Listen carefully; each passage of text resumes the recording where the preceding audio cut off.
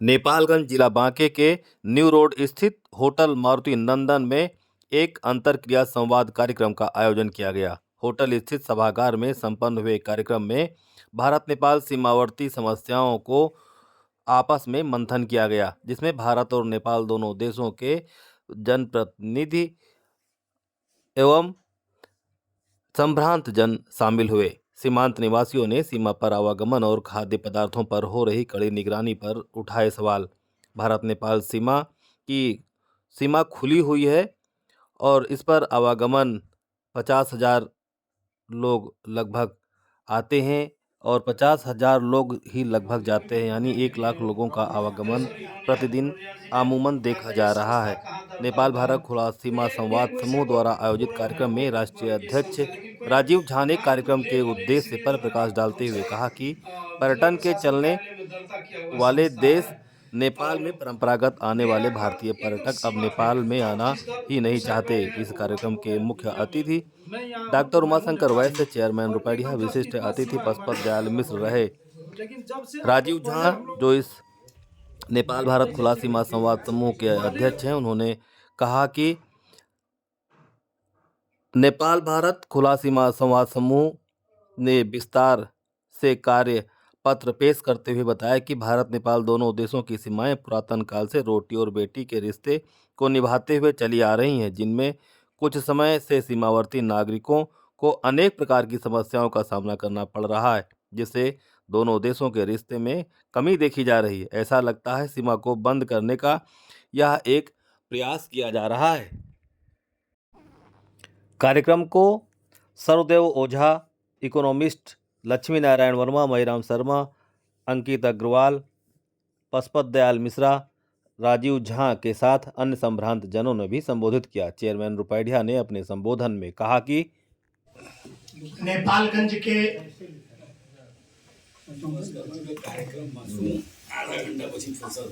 एक ऐसे कार्यक्रम में उपस्थित है जहां पर मधेसी भाइयों की जनसंख्या बहुत ज्यादा है और ये स्थान भारतीय लोगों के लिए नेपालगंज मां बागेश्वरी के नाते सिद्धपीठ के रूप में माना जाता है और नेपालगंज का महत्व इसलिए और ज्यादा बढ़ जाता है। भारत नेपाल की सीमा है, खुली सीमा है। निश्चित रूप से जब खुली सीमा होती है तो बहुत तरह की गतिविधियां, गलत गतिविधियां, बहुत तरह की समस्याएं आती हैं, जिसमें सुरक्षा समस्याएं सबसे ज्यादा होती हैं। अभी आज हमारे बीच में बहुत महत्वपूर्ण लोग मौजूद हैं। पूर्व मेयर विजय कुमार गुप्ता जी, हमारे पशुपत दयाल मिश्र जी, सर्वदेव ओझा जी जो यहाँ के माननीय भी रह चुके हैं, ललित रौनियार जी, और बहुत साथी हमारे बीच में रुपैडिया से आए हैं, महिराम शर्मा जी जो हमारे आचार्य भी रह चुके हैं संस्कृत महाविद्यालय के, और जो भी नेपालगंज के जो भी साथी हैं, नेपाल के साथी हैं, भारत के साथी हैं, सभी को हमारा सादर प्रणाम। और इस महत्वपूर्ण विषय पे सबका ध्यान जाना चाहिए। विभिन्न प्रकार की बातें आई, बहुत लोगों ने अपनी अपनी बातें रखी, अपनी अपनी समस्याएं रखी है। सबकी समस्या है, हमारी आपकी सबकी समस्या है। ये नहीं कि केवल भारत के लोगों की समस्या है या नेपाल के लोगों की समस्या है। दोनों को मिल बैठ करके इन समस्याओं का समाधान करने के लिए अपने अधिकारी, अपने शासन और प्रशासन पर दबाव बनाना पड़ेगा। ये संस्था राजीव झा जी ने जो बताया है, निश्चित रूप से ये बॉर्डर को बाधित करने के लिए एक षड्यंत्र चल रहा है और इस षड्यंत्र को कैसे तोड़ा जाए। हम आप जागरूक हैं, हमारी आपकी जिम्मेदारियां ज्यादा बढ़ जाती हैं। अगर आपकी जिम्मेदारियां, अगर आप अपने आप को जिम्मेदार समझते हैं नेपाल के नागरिक होने के नाते, हम भारत के नागरिक होने के नाते, तो भारत नेपाल की जो समस्याएं हैं हमारे सीमाओं पर निश्चित रूप पे प्रतिबंध लगेगा, अंकुश लगेगा। ये कहिए पूरा समाप्त हो जाए तो नहीं समाप्त हो पाएगा, निश्चित है। चाणक्य भी कह गए हैं कि जो सीमाएं हैं दो देशों की या दो जिलों की, उसमें कुछ न कुछ अवैध गतिविधियां चलती हैं। अभी हमारे सर्वदेव ओझा जी ने बहुत महत्वपूर्ण चीजें रखी। भारत नेपाल सीमा खुली सीमा है और निश्चित रूप से सुरक्षा एजेंसियों को मजबूत होना पड़ेगा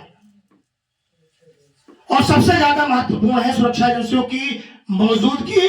और क्योंकि भारत नेपाल सीमा पे दोनों देशों पे इधर से उधर बहुत तरह की अवैध गतिविधियां संचालित होती हैं और आतंकवादी गतिविधियां भी एक दूसरे के से पीड़ित हैं। ये नहीं है कि हम बचे हुए हैं, हमारी आपकी जिम्मेदारी और ज्यादा बढ़ जाती है कि कोई गलत व्यक्ति अगर हमारे देश में है और आपके क्षेत्र में है, आपके हमारे क्षेत्र में है, तो उनको शासन प्रशासन से चुपचाप उनको बताना पड़ेगा और शासन प्रशासन से मदद लेना पड़ेगा कि इस तरह के लोग हमारे क्षेत्र में हैं, इनसे कैसे बचा जाए, हमारे देश की सुरक्षा कैसे हो, हमारे सीमाओं की सुरक्षा कैसे हो, ये बहुत जरूरी है।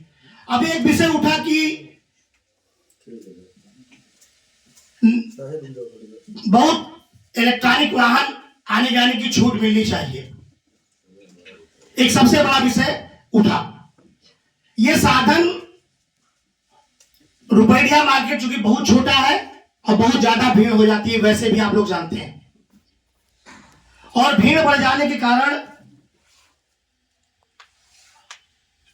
आवागमन सामान्य पैदल चलने वाला आदमी भी परेशान हो जाता है। हम लोगों ने एक व्यवस्था बनाई है, एक हफ्ते से हमारा व्यवस्था चल रहा है, जो भी इलेक्ट्रॉनिक रिक्शे हैं उनको चिन्हित किए जा रहे हैं और आपको 1 जनवरी से नए सत्र में हो सकता है इस अतिक्रमण की व्यवस्था से छुट्टी भी मिल जाए। क्योंकि हमारी नगर पंचायत अभी नई बनी है, शासन प्रशासन से सत्र की व्यवस्था सुनिश्चित करनी पड़ती है, इसलिए अतिक्रमण की व्यवस्था से तो हम निश्चित रूप से आप सभी को मुश्किल दिलाएंगे।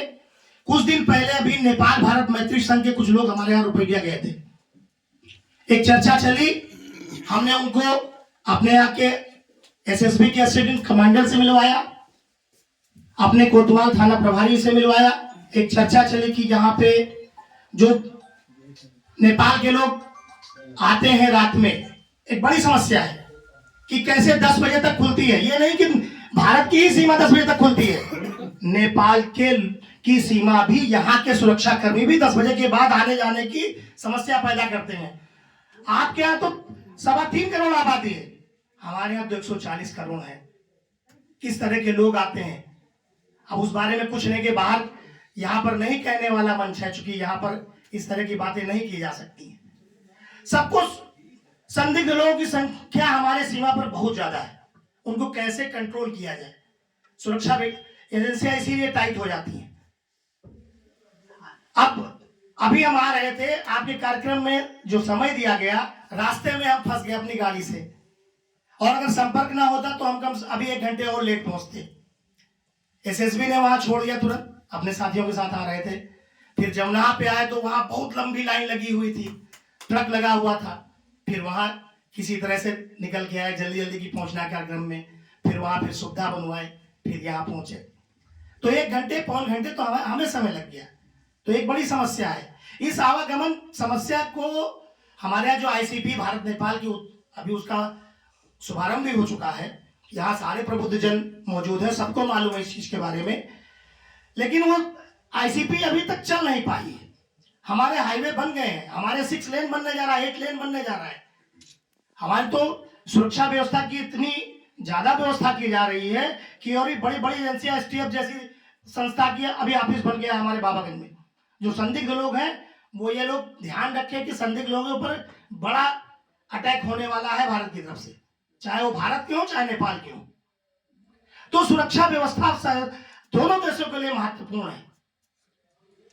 अगर हमारी सीमाएं सुरक्षित हैं तो छोटी छोटी समस्याएं तो आएंगी, खाने पीने की समस्याएं हैं, कभी आने जाने की समस्याएं हैं, वो समस्याएं तो छोटी समस्याएं हैं, लेकिन जिस दिन विस्फोट होगा तब क्या होगा, जब हमारे आपके बीच में वैमनस्यता डाल के लोग दूसरे लोग फायदा उठाएंगे तब क्या होगा।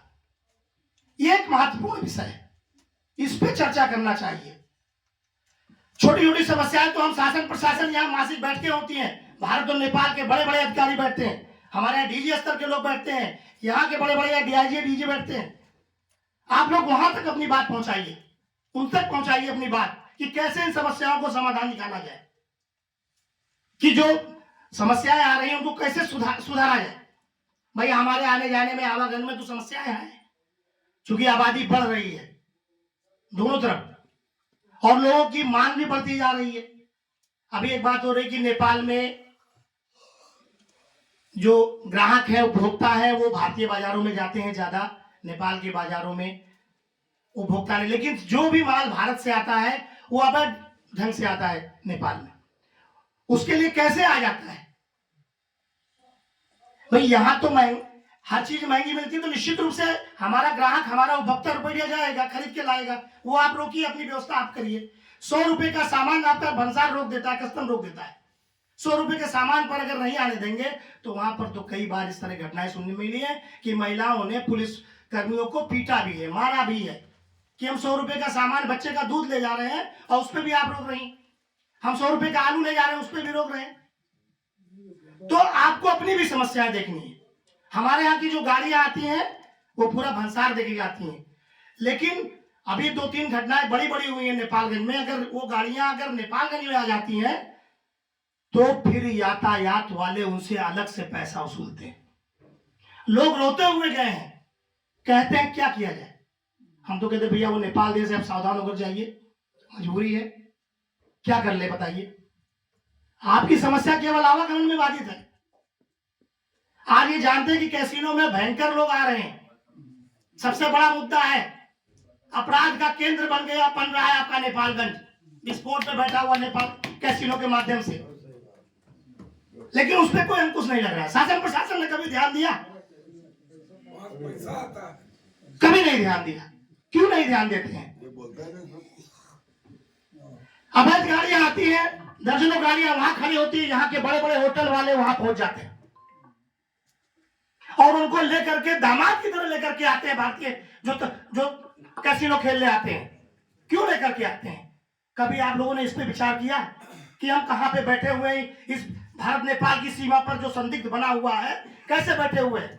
आप केवल बॉर्डर पे सब्जी और तरकारी और कपड़े के बीच में पड़े हुए हैं। कभी राष्ट्रीय स्तर पर सोचिए कि क्या हो रहा है आपके देश में। अभी हमारे यहां रोज रोडवेज की बसें आती हैं और आपके नेपालगंज से लगभग 250 लोग सुबह 4 बजे तक पहुंच जाते हैं, 5 बजे तक बसों पे पहुंच जाते हैं और उन नेपालियों को ठगते हैं, वही जो लेकर के वहां से साथ में लेकर के आते हैं नेपालगंज बड़े बड़े होटलों में, और उनको ठगाई की जाती है। कभी कोई बोला इस मुद्दे पर? कभी से ध्यान नहीं दिया गया। केवल छोटी छोटी चीजों पर ध्यान देते हैं आप लोग। ये बड़े मुद्दे हैं। आपको सीडीओ से हो, हम अपने डीएम से भी कह चुके हैं, हमने खुद कहा है, कप्तान से, अपने एसपी से कहा है किस तरह के मुद्दे, वो लोग ध्यान भी देते हैं।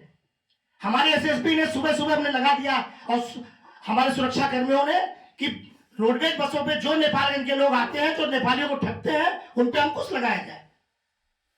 लेकिन कैसे जाते हैं वो नेपालगंज के जो लोग वहां जाते हैं, कैसे पहुंचते हैं? कभी नेपालगंज के प्रशासन ने कभी ध्यान दिया कि उन पे अंकुश लगाया जाए? नहीं ध्यान दिया। 100-200 की संख्या, थोड़ी संख्या, जब हमारे यहाँ की पुलिस टाइट हो जाती है तो 150, जहां 250 जाते थे वहां 50 जाने लगते हैं, 100 जाने लगते हैं, चुपके चुपके जाने लगते हैं। आज नेपालियों को केवल नेपाल का ही आदमी ठग रहा है, इंडिया का आदमी नहीं ठग रहा है। विचार करिए इस पे। अगर आप एक हॉस्पिटल में, मैं तो डॉक्टर हूं, आयुर्वेद का डॉक्टर हूं, और नेपालगंज में, नहीं कहना चाहिए बात, लखनऊ जैसे महानगर के कई हॉस्पिटलों के दलाल, आपके नेपाली दलाल वहां मौजूद हैं जो लुटवाते हैं। वहां क्यों लुटवाते हैं? यहां का डॉक्टर उनसे कमीशन लेता है, बड़ा बड़ा डॉक्टर उनसे कमीशन लेता है, भगा देता है उनको, जाओ यहां नहीं हो पाएगा उपचार। एक तरह की समस्या नहीं है, इस सीमा पे बहुत समस्या है। आपको केवल सब्जी आने जाने में समस्याएं लगती हैं। किस तरह नेपाली लूटा जाता है लखनऊ में कि आप लोगों के चक्कर में भारतीय लोगों का उपचार नहीं हो पा रहा है, उनको लूटा जा रहा है। बड़े बड़े हॉस्पिटल, कोई ट्रीटमेंट नहीं है वहां पे, लेकिन लाखों रुपया उसी में चला जा रहा है। कभी किसी ने विचार नहीं किया। विषय तो बहुत है, बोला जाएगा तो घंटों बोला जाएगा। चूंकि हमको भी दूसरे देश में हम भी खड़े हैं, हर चीज ध्यान देना पड़ता है, और दोनों एक दूसरे से, सभी लोग बता चुके हैं कि एक दूसरे के दोनों देश पूरक है, निश्चित रूप से पूरक है। इस भारत नेपाल सीमा का तराई पट्टी बहुत ही मजबूत है, लेकिन जितना मजबूत है उतना कमजोर भी है सुरक्षा की दृष्टि से। हमें आपको उन सुरक्षा कर्मियों को भी जागृत करना पड़ेगा, अपने लोगों के साथ साथ उनके ऊपर दबाव बनाना पड़ेगा कि कैसे इन समस्याओं का समाधान निकाला जाए। अभी राजीव झा जी ने एक विषय रखा कि एक बड़ी साजिश चल रही है कि भारत नेपाल की सीमा को बाधित किया जाए, पासपोर्ट सिस्टम हो, ये सिस्टम हो, वो सिस्टम हो। आप परेशान हो जाएंगे। यहाँ थोड़ी सी व्यवस्था हो जाती है तब आप नहीं जा पाते हैं, तब चिल्लाने लगते हैं। थोड़े से टाइट होने पर, अगर बड़ा टाइट हो गया तो क्या होगा। हमारी रुपैया का नगर पंचायत है, छोटा मोटा 21,500 लोग हैं, और उसमें आप चले जाइए, सारी सड़कों पे बहुत ठेले मिलेंगे आपको। आधा सड़क वही घेर रखे हैं, बोल दीजिए तो हम ही निकलने नहीं पाते। लेकिन नगर पंचायत का ठेला नहीं है, उसमें बाहरी लोग आ गए। कहां से? पीलीभीत से, मेरठ से, नानपारा से, बहराइच से, गोंडा से, सबकी छटनी हो रही है, सब पे काम चल रहा है। हटेंगे नए सत्र में, आपको 2024 में हो सकता है धीरे धीरे रुपया बहुत बदला हुआ मिलेगा है, आपको बहुत सुविधाएं भी दी जाएंगी। अभी भारत नेपाल सीमा पर महंत योगी आदित्यनाथ जी ने एक बहुत बड़ा मैत्री हब बनाने का निर्णय लिया है कि दोनों देशों को संबंध और बने। वहां पर आपको सारी सुविधाएं मिलने जा रही हैं, और उस सुविधा में आपको स्कूल भी, बड़े बड़े हॉस्पिटल, बड़े बड़े पेट्रोल पंप आपके साथ सीमा पर ही है। 15-12 किलोमीटर के अंतर पे ही है। लगभग 500 बीघे जमीन ले ली गई है, और धीरे धीरे उसमें पैसे भी निर्गत हो गए हैं। भारत नेपाल रुपया से बड़ी लाइन के लिए हमारे सांसद महोदय ने कर दिया। अभी 381 करोड़ रुपया निर्गत हुआ है, और कि रुपया से अगर आप बैठे तो आपको बीच में कहीं रुकना नहीं है, सीधे दिल्ली जा सकते हैं, सीधे बेंगलोर जा सकते हैं, सीधे बॉम्बे जा सकते हैं। तो ये सुविधा भी हमारे यहाँ तो भारत सरकार, योगी जी और मोदी जी की वजह से मिल रहा है। और मोदी जी, आज भारत सुरक्षित रहेगा तो नेपाल भी सुरक्षित रहेगा, ये भी जानिए। और मोदी जी तो आप सुरक्षा व्यवस्था मजबूत करने में हमारे लगे हैं। आज विश्व में, आज कल हमें पढ़ रहे थे कि आज तो हम 5वीं महाशक्ति बन चुके हैं पूरे विश्व में। ये मोदी जी की ही देन है। और अभी एक सर्वे परसों आया है कि हो सकता है अगर 24 की सरकार भी मोदी के अलावा कोई नहीं बना पाएगा, और हो सकता है 27 में हम तीसरी महाशक्ति बनने जा रहे हैं। ये बात पहले बोल चुके हम। तीसरी महाशक्ति बनने जा रहे हैं। फर्स्ट पे अमेरिका है, सेकंड पे चाइना, थर्ड पे हम आने जा रहे हैं। बड़े बड़े देश गायब हैं। आज भारत कोरोना फैला तो मोदी जी ने सारे देशों को, विश्व के 188 देशों को आपको वैक्सीन उपलब्ध कराया। जो गरीब देश थे उनको निःशुल्क दिया। किसी देश ने ध्यान दिया तो बताइए विश्व में? किसी भी, चाहे अमेरिका हो चाहे चाइना हो, किसी ने नहीं ध्यान दिया किसी गरीब देशों का। मोदी जी की ये महत्ता रही कि अगर उतरते हैं तो वहां का एक प्रधानमंत्री, एक देश का, नहीं कहेंगे नाम उसका, वो पैर छूता है। तो एक बड़ा विषय चल रहा है। आप छोटी छोटी सीमाओं पर, छोटी छोटी बातों को लेकर मत परेशान होइए। सीमा की सुरक्षा पर ध्यान दीजिए। अपने सुरक्षा कर्मियों पर प्रेशर बनाइए, अपने सीडीओ पे, हम अपने डीएमएसपी पे प्रेशर बनाए कि इन गतिविधियों पर अंकुश लगे। सबसे खराब स्थिति है तो आज ड्रग्स की है, नशे की हालत सब जगह है। उसके लिए कौन दोषी है? हम ही आप दोषी हैं। वो माँ बाप दोषी है जो अपने बच्चों को संभाल नहीं पाते, दूसरों को दोष देते हैं। सरकार नहीं दोषी है। सरकार तो दोषी नहीं करेगी कि जो गलत करने वाले हो तो गलत कर ही रहे हैं, लेकिन पहले हमारे को अपने अंतर आत्मा में सोचना पड़ेगा कि जो हमारे बच्चे हैं क्या कर रहे हैं, कहां जा रहे हैं, कहां आ रहे हैं, उनके ऊपर निगरानी करनी पड़ेगी। एक माँ, हम तो चिकित्सक हैं तो इसलिए जब कोई रोते हुए पहुंचता कि हमारा बच्चा नशा कर रहा है, कैसे इसको छुड़ाया जाए, क्या कहा जाए, बहुत काउंसलिंग करने के बाद मानते भी हैं, कुछ तो नहीं मानते हैं, फिर उसी जंजाल में फंस जाते हैं। बाद में पता चलता है कि अपनी जीवन की लीला से मुक्ति पा जाते हैं। वो जो नशा करते हैं अपना भी नुकसान करते हैं, अपने शरीर का भी नुकसान करते हैं, समाज का नुकसान करते हैं, देश का नुकसान करते हैं, अपने परिवार, अपने माँ बाप, भाई बहन, सबका नुकसान करते हैं। ये काउंसलिंग आपको करनी पड़ेगी। हम दूसरों पे दोष नहीं मर सकते, हमें अपना भी दोष देखना पड़ेगा, तभी समाज सुधरेगा, तभी देश सुधरेगा। तो एक महत्वपूर्ण विषय है। आज आप लोगों ने भारत नेपाल ये खुला सीमा पे चर्चा की बात रखी, विषय तो बहुत है लेकिन समय है, एक मीटिंग है हमारी बहुत जरूरी, तो इसलिए जाना चाहते हैं और आप सबसे क्षमा चाहते हैं अगर कोई बात हमने कही हो। और इसी के साथ सभी को धन्यवाद, प्रणाम।